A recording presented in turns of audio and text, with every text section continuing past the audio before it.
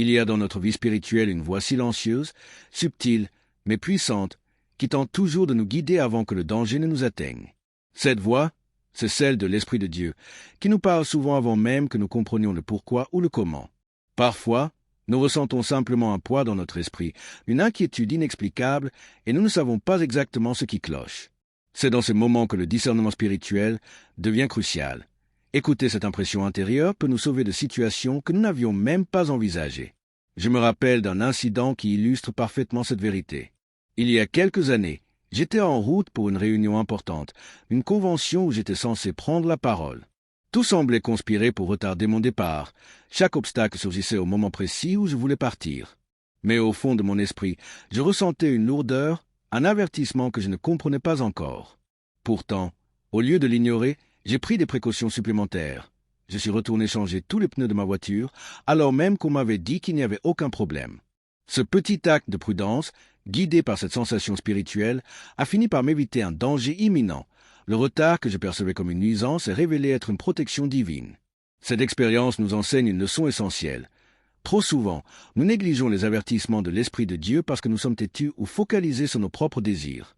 Combien de fois avons-nous poursuivi nos projets personnels, nos rêves ou nos ambitions, seulement pour nous heurter à des murs invisibles? Le cas d'un jeune homme qui voulait intégrer une entreprise de ses rêves est révélateur. Malgré les avertissements de son pasteur, il persista et le destin lui ferma la porte peu après. Sa bonne intention, son ambition, n'était pas mauvaise en elle-même, mais il avait ignoré la guidance spirituelle.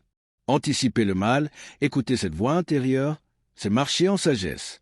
Il ne s'agit pas de céder à la peur, mais de reconnaître que Dieu, dans sa bienveillance, place devant nous des signaux subtils pour nous protéger et orienter nos pas.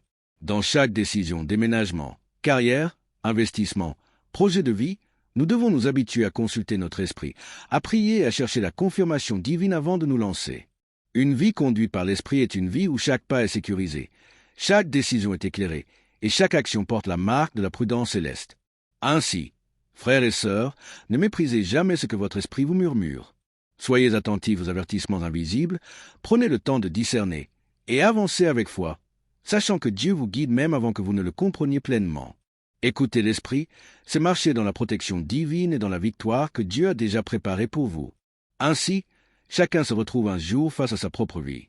D'où viennent donc ces unions malheureuses, ces époux ou ces épouses qui semblent tout droit sortis d'un enfer domestique, déraisonnables et cruels? Pourtant, au commencement, cet homme paraissait si aimable, si attentif, si remarquable qu'il n'est pas étonnant qu'elle en soit tombée amoureuse. Mais il existe une voix intérieure que beaucoup négligent, la voix de l'Esprit au-dedans de nous. Apprendre à l'écouter nous préserverait de bien des blessures et de profondes détresses. Il faut exercer son esprit à discerner cette voix. Et pour que notre esprit soit un guide sûr, il est indispensable d'étudier la parole de Dieu. Ignorer l'Écriture, c'est s'exposer à l'égarement, car le Saint-Esprit parle en harmonie avec la voix de la parole de Dieu.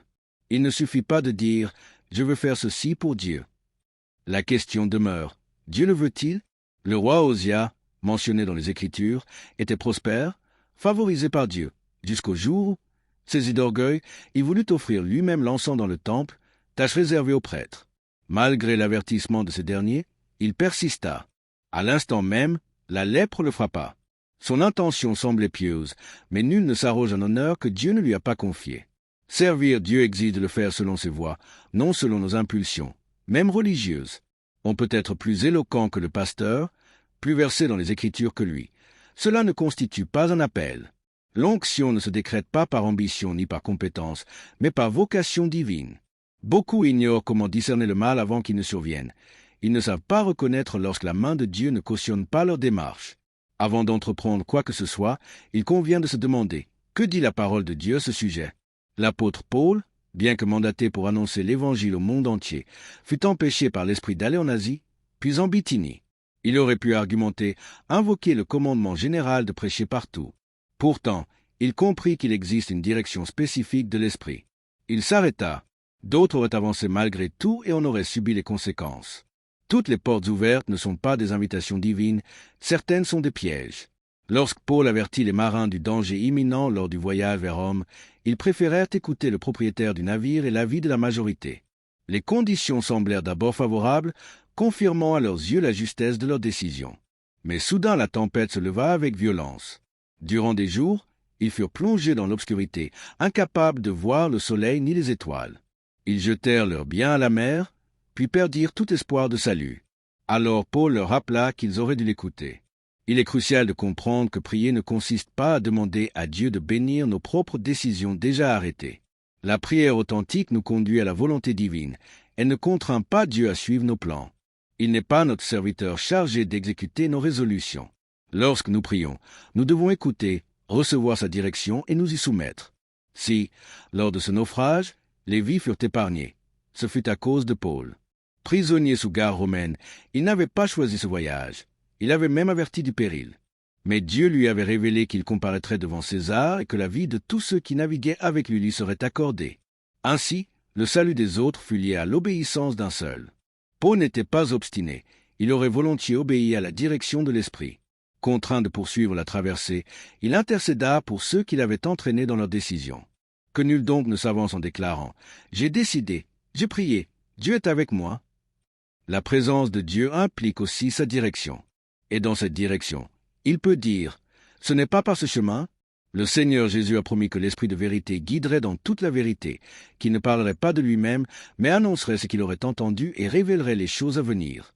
Il appartient donc à chacun de se disposer intérieurement à écouter la voix de Dieu, à discerner son esprit et à marcher humblement dans la voie qu'il indique. Je vous ai déjà parlé de ce prétendu prophète qui gravite autour de nous, toujours prêt à délivrer une parole. Certains semblent constamment disponibles pour voir quelque chose pour autrui. Combien d'entreprises ont été ruinées? Combien de décisions ont été faussées à cause d'un frère présenté comme prophète, mais qui ne l'était pas réellement? On l'invite pour prier sur un nouveau projet, sur un mariage envisagé, sur une orientation professionnelle, et invariablement il voit quelque chose. Pourtant, l'Écriture ne dit pas « tous ceux qui sont conduits par les prophètes sont fils de Dieu », mais bien « tous ceux qui sont conduits par l'Esprit de Dieu ». Il s'agit de l'Esprit, non des prophètes. Il convient d'être vigilant. Certes, nous croyons à l'expression prophétique. Cependant, lorsqu'il est question de révélation concernant l'avenir personnel, il ne s'agit pas simplement du don de prophétie. Le don de prophétie, selon l'enseignement de l'apôtre Paul dans 1er épître aux Corinthiens chapitre 14, sert principalement à l'édification, à l'exhortation et à la consolation. Il ne consiste pas à dévoiler l'avenir de manière détaillée. La révélation des choses futures relève davantage de la parole de sagesse et de la parole de connaissance, qui s'inscrivent dans l'office du prophète et non dans le simple exercice du don de prophétie. Confondre ces réalités entraîne de graves dérives.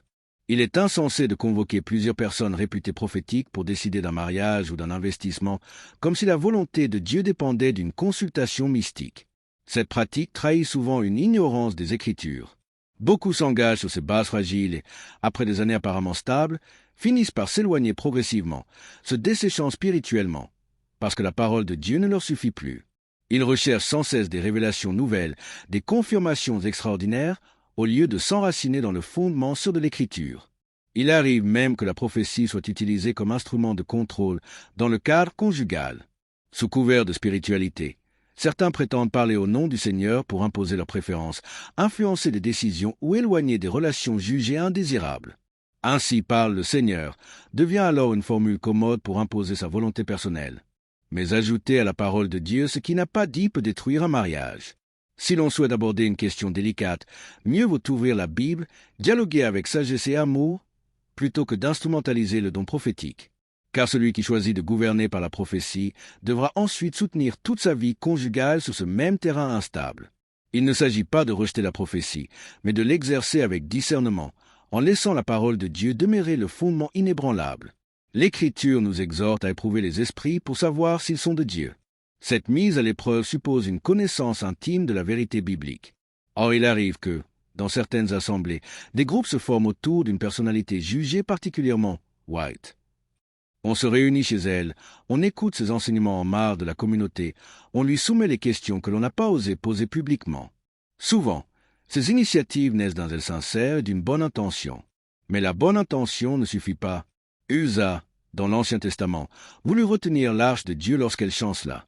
Son geste paraissait louable, pourtant la colère divine s'enflamma contre lui. Le mobile semblait honorable, mais l'acte transgressait l'ordre établi par Dieu. Ainsi, une motivation sincère ne garantit pas la conformité à la volonté divine.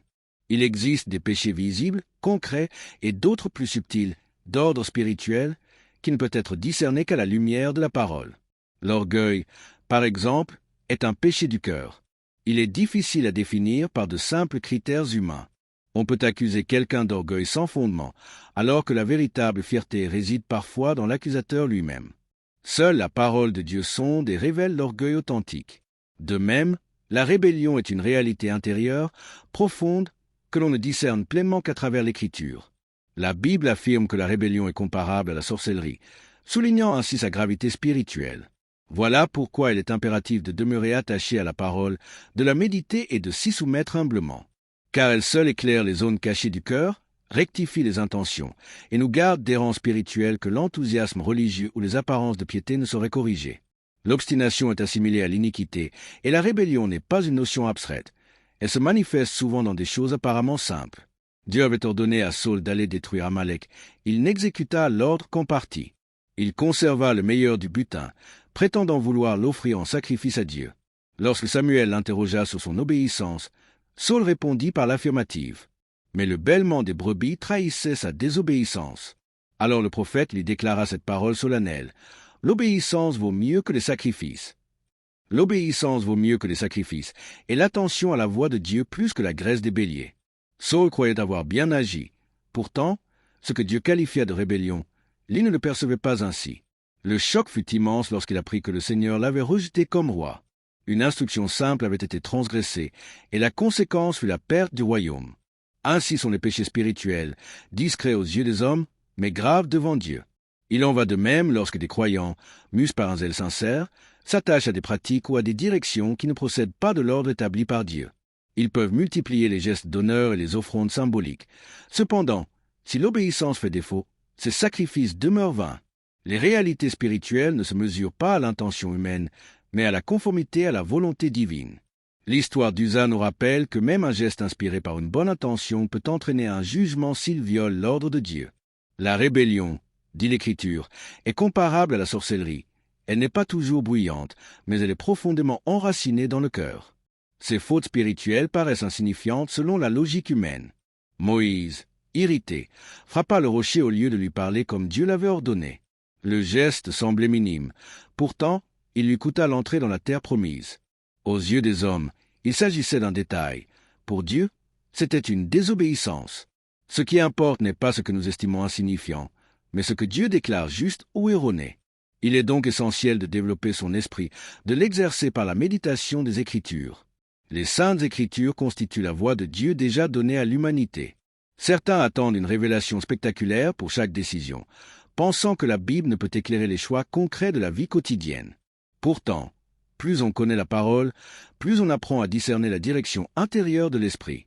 Les méthodes enfantines, telles qu'ouvrir la Bible au hasard pour y chercher un signe immédiat, peuvent sembler efficaces à un stade d'immaturité spirituelle.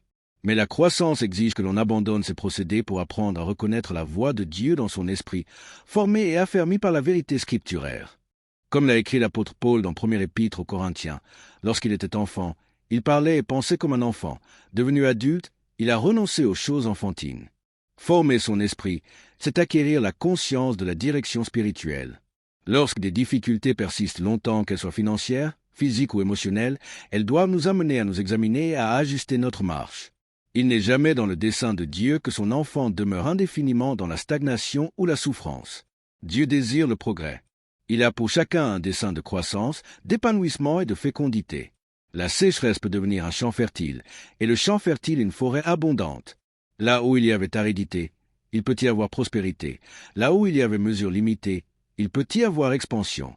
Il appartient donc aux croyants de se lever dans la foi et de déclarer, avec conviction, qu'il avance par la puissance du Saint-Esprit, que la connaissance de Dieu habite son esprit, qu'il marche de victoire en victoire. Celui qui est en lui est plus grand que celui qui est dans le monde. Dieu œuvre en lui, le royaume agit en lui, le ciel coopère à son accomplissement. La vie peut être meilleure qu'elle ne l'est aujourd'hui, car Dieu a rêvé d'un avenir de progrès pour chacun de ses enfants. Et lorsque l'on s'aligne sur sa volonté, en obéissance et en humilité, ce rêve divin commence à se manifester avec clarté et puissance.